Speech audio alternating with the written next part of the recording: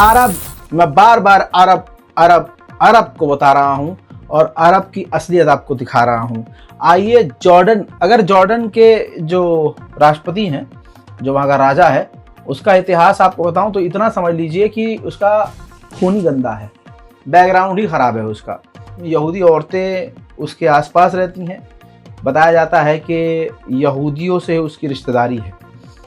इस पर खैर आगे की टिप्पणी मुझे नहीं करनी है, लेकिन अब आपको वो खबर बतानी है कि मैं जॉर्डन का नाम क्यों ले रहा हूँ।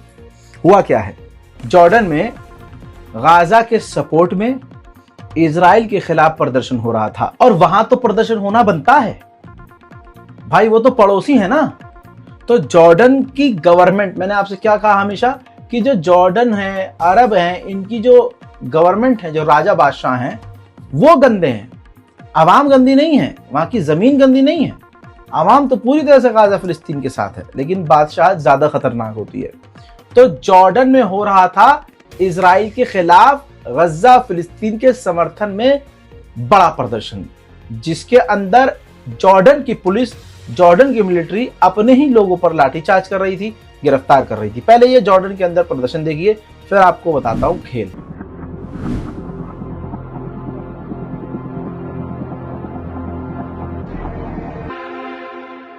الآن الدرك موجود في الأغواء الشمالية أثر قتل شابين من عائلة المداهنة على حدود بين فلسطين، بقول لك إنه باقيين بفوتوا على فلسطين. الله رحم الله الشابين، الله يهدي النفوس. هذا البيت بيت المتوفين اثنين شابين. हजरात, आपने देख लिया कि जॉर्डन में किस तरह के प्रदर्शन हो रहे थे। 2 से 3 लोगों ने, जॉर्डन के ही 2 से 3 लोगों ने इसके बाद फिलिस्तीन घुसने की कोशिश की। तो इजराइल तो बहुत दूर की बात, जॉर्डन की ही पुलिस ने, मिलिट्री ने उन दोनों जॉर्डन के लोगों को जो गाजा के अंदर जाने की कोशिश कर रहे थे, गोली मारकर इजराइल की तरह कत्ल कर दिया। अब बताइए, इजराइल और जॉर्डन में कोई फर्क है? नहीं। उधर अब नया कानून सुन लीजिए, इजराइल ने अपने पार्लियामेंट में नया कानून पास कर दिया है। इस कानून के मुताबिक जिन फिलिस्तीनियों को इजराइल गिरफ्तार करेगा, बिना ज्यादा लंबा उन पर ट्रायल चलाए, केस चलाए, उनको सीधा फांसी दे सकता है। इस कानून को पास कर दिया गया है इजराइल की पार्लियामेंट में। जुल्म जिस लेवल तक, जहां जहां और जैसे जैसे कर सकता है इजराइल, वो कर रहा है। मैंने पहले ही कहा है, अमेरिका की पूरी सरकार, पूरी गवर्नमेंट इजराइल की ही है। जितने ऊंचे ऊंचे पदों पर बैठे हैं सब यहूदी हैं। अब सोचिए अमेरिका के पार्लियामेंट स्पीकर के बारे में, उसने अब ये कहा है कि मैंने इतिहास पढ़ा है। इस हराम के पैदाइश ने, पड़ोस की पैदाइश ने, कुत्ते की नस्ल ने ये कहा कि मैंने इजराइल का इतिहास पढ़ा है, वेस्ट बैंक इजराइल का है।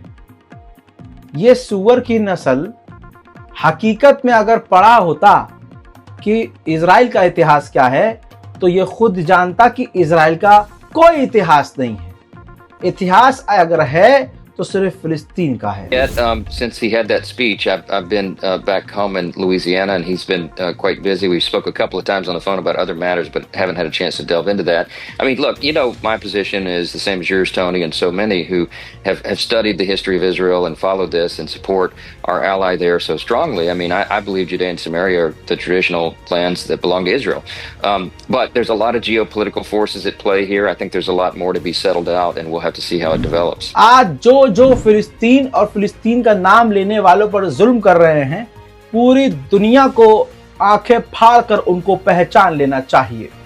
जर्मनी के अंदर इजराइल के खिलाफ प्रदर्शन करने वाले, फिलिस्तीन के समर्थन में शांतिपूर्वक प्रदर्शन करने वाले लोगों को जर्मनी की पुलिस ने खौफनाक तरह से मार पीट कर गिरफ्तार किया है, और ये जर्मनी रोज कर रहा है। एक बड़ी खबर वेस्ट बैंक से आ रही है।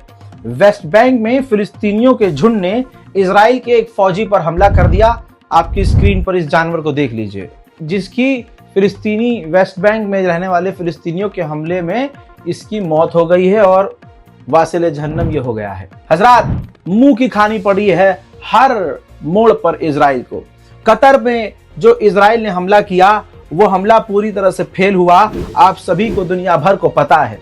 अब इजराइल ने जलील होने के बाद, रुस्वा होने के बाद अब जांच शुरू कर दी है इस बात का पता लगाने के लिए कि हमारा कतर में हमला फेल क्यों हुआ। इजराइल के अंदर बहुत कुछ हो रहा है। फॉर एग्जांपल गाजा को लेकर अब जो नेतन्याहू ने मीटिंग की है उसमें आईडीएफ के चीफ और इजराइल के सिक्योरिटी चीफ को शामिल ही नहीं किया है। यानी दो टॉप कमांडर्स को, हाई लेवल के पद अधिकारियों को इजराइल ने शामिल नहीं किया है, क्योंकि हो सकता है ये दोनों इजराइल के प्रधानमंत्री नेतन्याहू की बातों से सहमत ना हो। इससे पहले भी जितने जो इजराइल के आईडीएफ के जो हेड बदले हैं या दूसरे अधिकारियों को नेतन्याहू ने बदला है, यही मामला था कि वो लोग नेतन्याहू की बात से राजी नहीं थे। जबरदस्ती की जंग बढ़ाना, कुर्सी के लिए जंग को फैलाना, इन सब चीजों को पिछले अधिकारी समझ गए थे। उधर हमास ने दावा किया है कि इजराइल के खतरनाक हमलों में 2 इजरायली जो कैदी थे हमारे, उनसे हमारा कांटेक्ट टूट चुका है। लिहाजा हम इजराइल से मांग करते हैं कि इसी वक्त बमबारी बंद करे ताकि हम दोनों इजरायली कैदियों को ढूंढ सके। नेतन्याहू यानी इजराइल डोनाल्ड ट्रंप को कंट्रोल कर रहा है। यह बात यूरोप और वेस्ट में इतनी फैल चुकी है, इतनी बात आ गई है कि अब नेतन्याहू को सफाई देनी पड़ी है। नेतन्याहू ने कहा कि डोनाल्ड ट्रंप इंडिपेंडेंट नेता है, अक्लमंद है और वो अपने फैसले खुद करते हैं। जिस तरह से झूठ है कि मैं उन्हें कंट्रोल करता हूं। नेतन्याहू की सफाई देने से एक बात तो क्लियर है कि कंट्रोल तो अब ये क्लियर हो गया है, नेतन्याहू ही डोनाल्ड ट्रंप कर रहा है। पत्रकार ने पूछा नेतन्याहू से कि जो आपने कतर पर हमला किया, क्या ये सही था? तो इस पर नेतन्याहू ने कहा कि यह आपको समझना होगा कि हमने कतर पर नहीं, हमने हमास पर हमला किया था।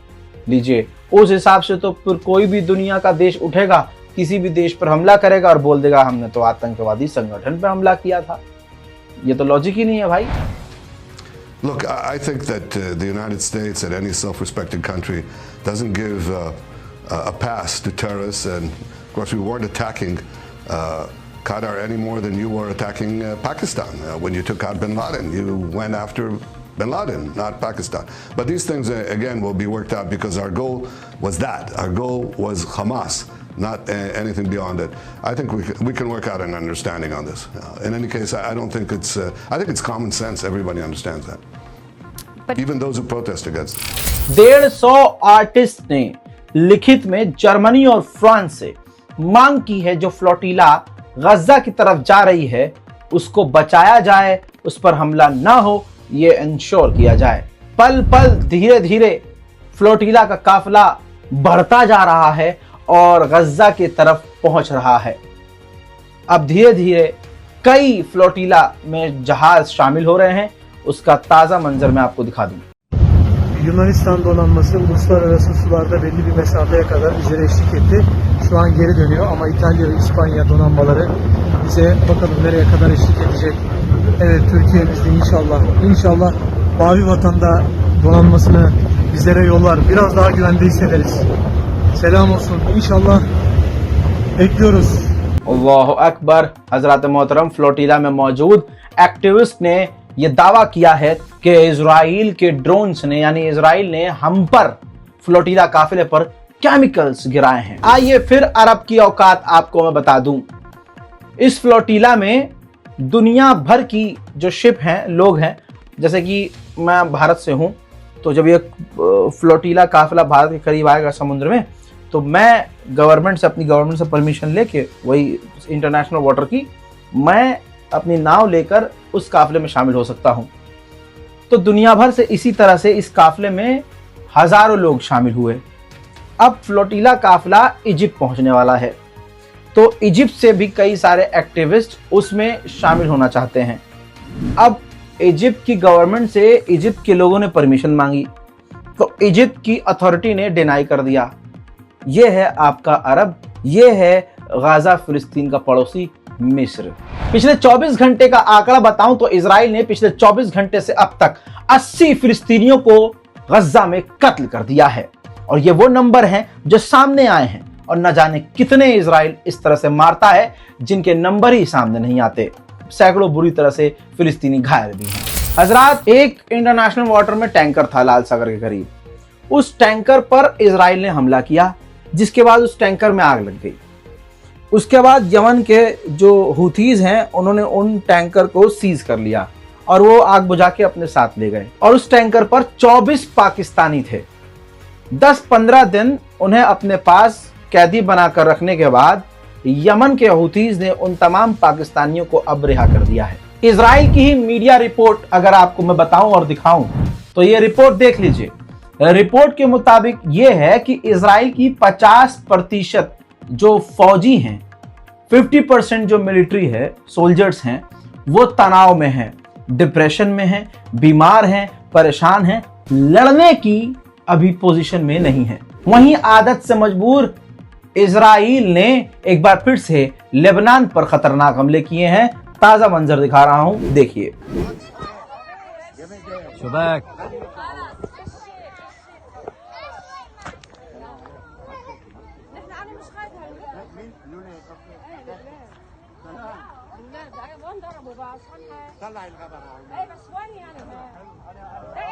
يا اسمع الصوت.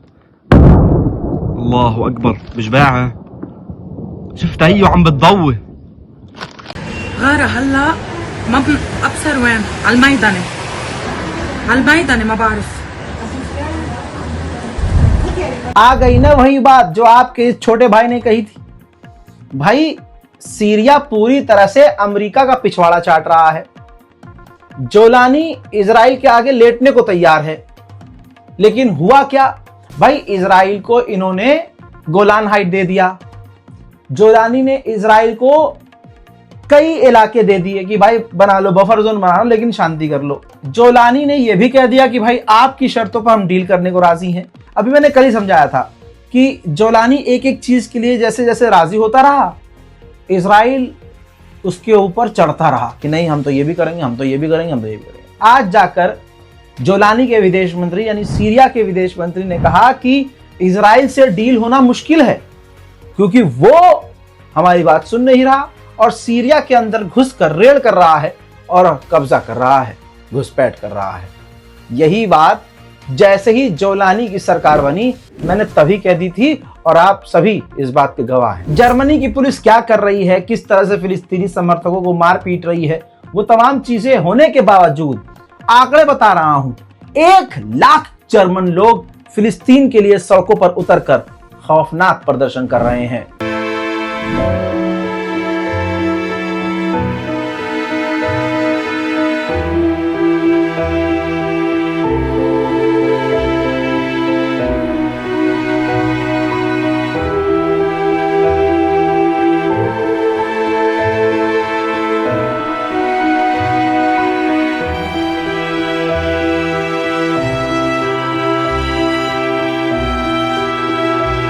ठीक ऐसे ही बरतानिया भी बर्बरता कर रहा है, फिलिस्तीनी समर्थकों को मार रहा है, लेकिन फिर भी ब्रिटेन में भी फिलिस्तीन के समर्थन में बरतानिया यानी अंग्रेज लोग सड़क पर उतरकर प्रदर्शन कर रहे हैं।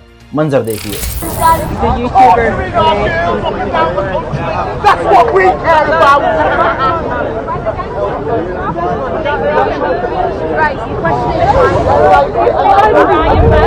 उधर नेतन्याहू ने फिर अपना झूठ दोहराया है, कहा है कि गाजा के अंदर कोई भूखमरी नहीं है और हम वो सब कुछ कर रहे हैं जिससे आम लोगों की मौत ना हो।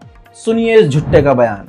I am saying actually there was no starvation, there was deprivation. Okay. That's true. You know the first thing we do when we take prisoners, because you know we're in a battle, we take prisoners, thousands of them, Palestinian prisoners. We want to sift out, you know, who's the terrorist, who's not. And what's the first thing you do when you take a Palestinian prisoner? They might be wearing a suicide vest and they could explode you, right? So what you do is you ask them, take your shirt off. Now we've got thousands and thousands of photographs throughout the war, including in the recent times, okay? You won't see a single emaciated person there. हज़रात मोहतरम, आप लोगों से गुजारिश है कि इस video को share कीजिए। लखनऊ में हूँ, अच्छा लग रहा है और लगातार कोशिश कर रहा हूँ कि आपको अपडेट दूँ। लोगों से मिलना काफ़ी मुश्किल है, नहीं मिल पा रहा हूँ और माजरत चाहूँगा लखनऊ के उन लोगों से जो बेचारे मिलना चाह रहे हैं, कांटेक्ट करने का कोशिश कर रहे हैं, लेकिन मैं नहीं मिल पा रहा हूँ उनसे क्योंकि ये बहुत मुश्किल है। और लखनऊ में माशाल्लाह आबादी अच्छी खासी है और किसी पब्लिक प्लेस में जाकर मिलना लोगों से वो बहुत मुश्किल है क्योंकि यहाँ परमिशन लगती है और परमिशन इतनी आसानी से नहीं मिलती है। लिहाजा मैं नहीं चाहता हूँ कि अगर प्राइवेट सिक्योरिटीज़ लेकर भी आऊँ और कुछ ऐसा हो जाए कि वो एक मीटअप एक हादसा बन जाए, उससे किसी और का नुकसान तो नहीं होगा, मेरे अपने चाहने वालों का नुकसान होगा। और आजकल मुसलमानों पर लाठी बड़े आराम से चल जाती है, इसलिए ये सब चीज़ें मैं नहीं चाहता। दोस्तों, आप लोगों से गुजारिश है कि इस वीडियो को शेयर कीजिए, दुआओं में याद रखिए। जय हिंद।